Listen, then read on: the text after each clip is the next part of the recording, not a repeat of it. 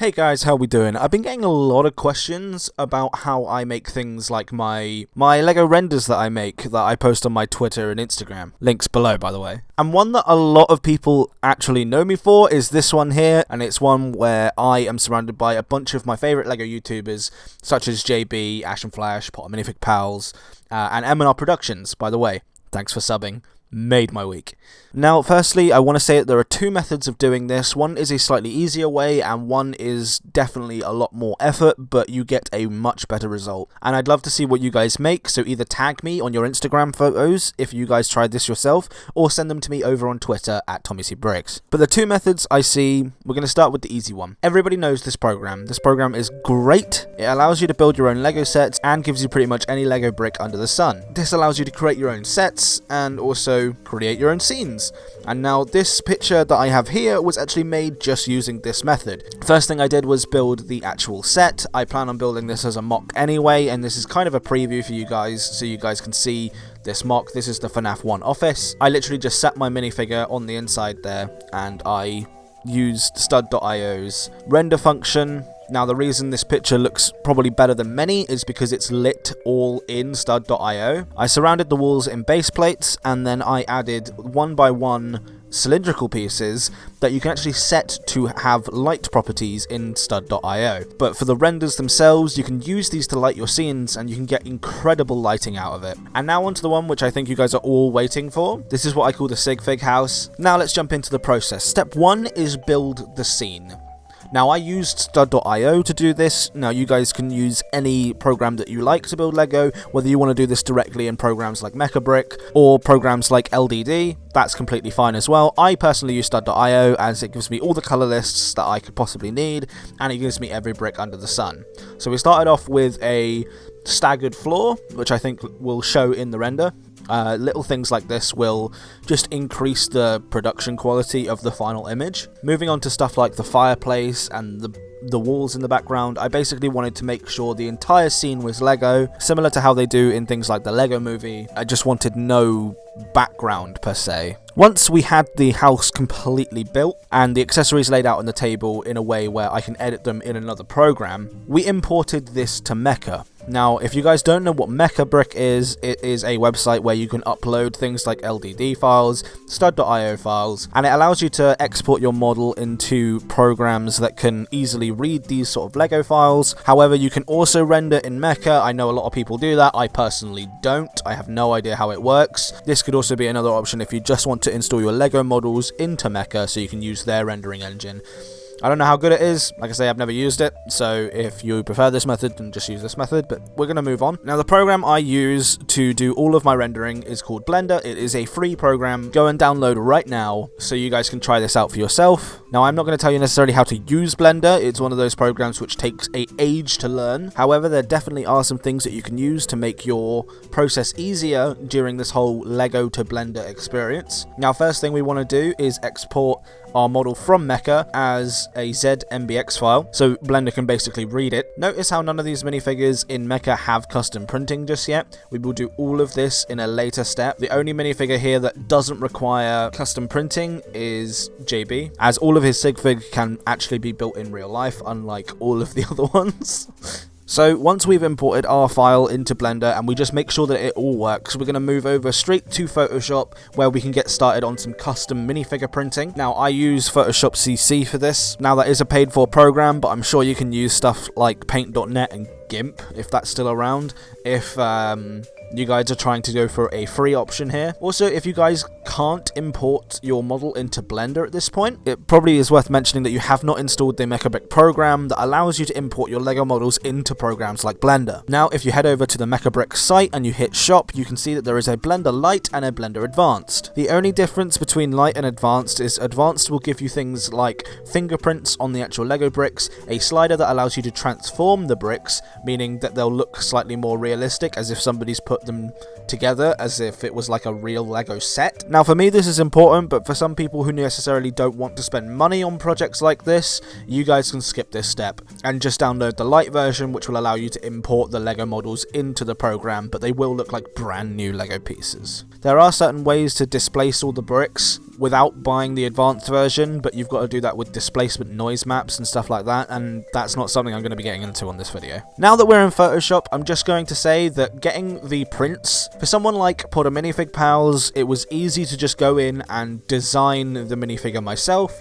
by taking this current torso piece, getting rid of a few of the lines, and creating some of my own lines so we can get the correct printing on the torso of the minifig. For characters such as M&R, this was exactly the same process, except I can use logos that I found on some of his thumbnails, directly import that and use things like the magic wand and the lasso tool to take that logo and put it onto the new minifig. Things like the face was slightly more difficult because I had to align it, and again I was just working off of a screenshot from a video, but the final result turned out fine. Like I say, JB and myself didn't really need a lot of work just because I've already done myself as a sig fig for other renders before, but ashnflash was one of the ones that took the most time. At least to my knowledge, I couldn't find a thumbnail or image of his sig fig with just a front-facing torso. This would have been so much easier if I could have done this way. I did message him on Instagram, but he didn't reply to me.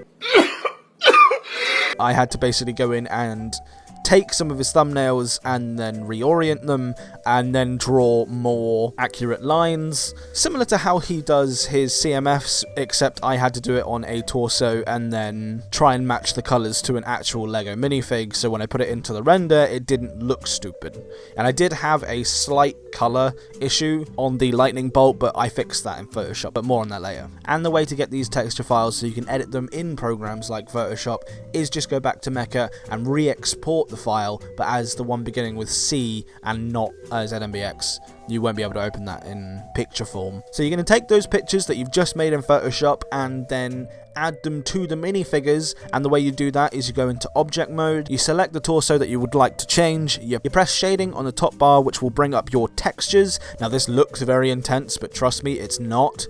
You go into decoration and you change the file from whatever it is at the moment to the file that you've just changed. Now this might require some tweaking. My mandrproductions one took, I think, 3 different Photoshop attempts to try and get the logo in the right place, and I forgot the skin color bit at the top on the first 2 renders, so I had to go back and add that. Once you get a knack for it, you'll start making less mistakes. Once you've added all of the new textures, you can add a camera, mess with the camera settings, and start posing your minifigures. Adding a camera is really easy. You just press Shift A and insert a camera. You can mess with camera settings. If you know about cameras in real life, this will come in handy, as the same settings apply in Blender as they do to a real life camera. Now, I don't use minifigure rigs. Arguably, it would be easier to use minifigure rigs. There is a load of free ones out there. If you want to go and do that, look up a tutorial. They're really easy to use. I just personally use the move tool and the rotate tool to just pose the minifigure. I'm not doing any sort of animation, so having it fully customizable is, in my opinion, better.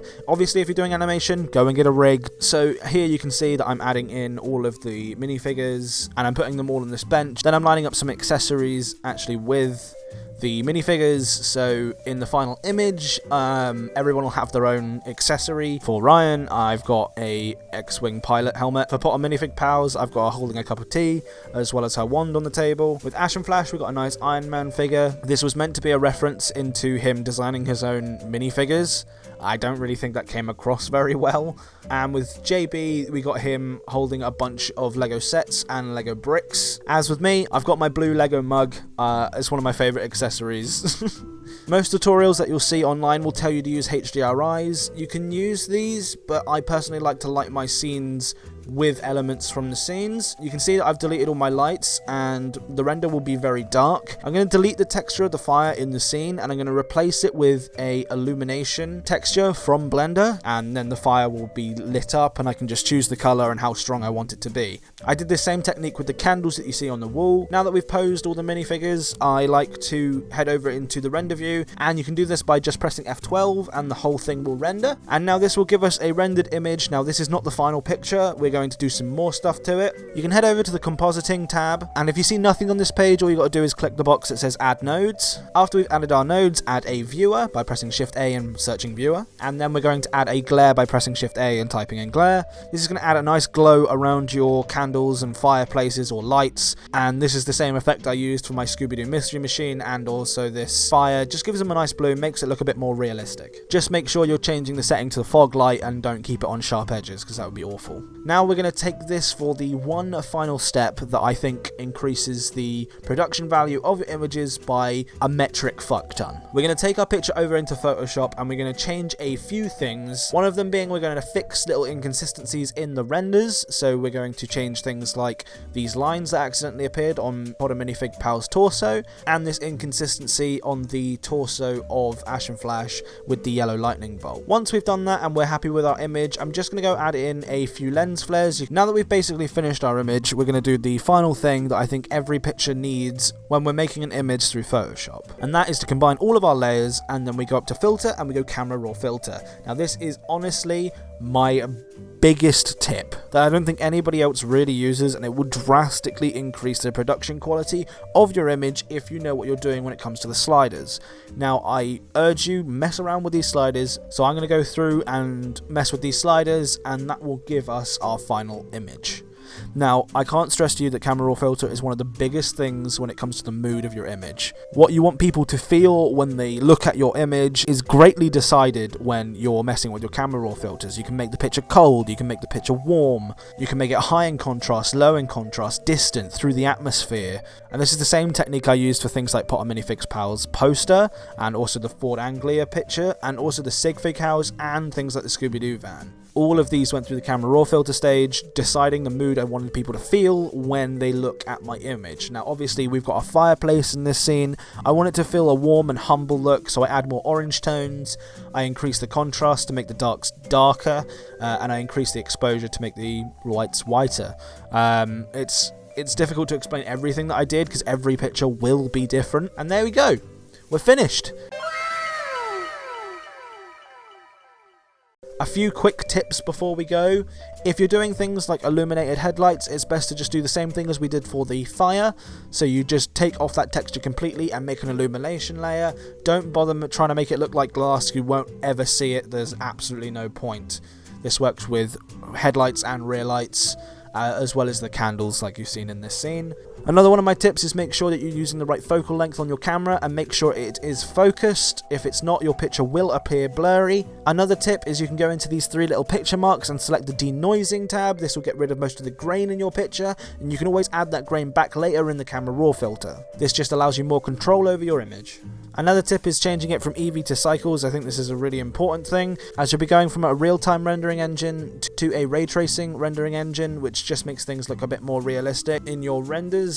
That might have been why your pictures have looked funny this entire time. This is probably best to do as early on as possible. And my final tip, if Blender is annoying you, keep at it and have fun. Blender is a really unforgiving program and it's not easily learnt, so if you are wanting to try out this method, make sure you know a little bit about Blender before you try. You can always do the stud.io method, which arguably is way easier than this method. You just won't get the full control out of it that you necessarily would with Blender. I'd be very curious to see what kind of images that you guys can create with this, whether you're doing the stud.io, the mecha method, or the Blender method. A few things before I end this video. We're climbing subscribers very, very quickly. We're on 200 last time I checked. I was going to do a 100 subscriber video, but this is one of the fastest growing channels that I've ever had. And I just want to say thank you to all the people in the LEGO community that have helped me out, whether it be the people who I built in this video, sharing my name and sharing my content to get myself out there a little bit more. I greatly appreciate that, and even just the people that comment in all of the videos. I know the last video was a bit controversial. That video was still worth making, and if you've made it this far into the video and you haven't already seen the video that we're talking about, it's the Mos Eisley versus Diagon Alley. It was just a discussion video to get people sort of engaged in the new set and engaged in a discussion. If you guys have made it this far into the video, please put in the comments below that you've made it this far. Be greatly curious to see how many people actually watch this video the entire way through, and I will be making a separate video about this because I know a lot of people aren't going to make it this far, but I have released a LEGO Ideas project project. It is the Scooby-Doo movie Mystery Machine from the 2002 film. It's honestly one of my favourite films. I would appreciate it if you guys could go over there and just check it out. Like I say, I've been making a whole video on it, so I'm not going to waffle on too much about it here. But thank you so much for watching this video. If you guys have any questions about this entire process, please put them in the comments below. Like I say, you guys can follow me on Instagram and Twitter if you want to see the updates in my life and also more images that I do put out. And like I say, if you guys try this method, go ahead and tag me on both of those social medias. Until I get community page, I can't really do anything on that sort of level. And I think that's been it. I will speak to you guys in the next video. Goodbye.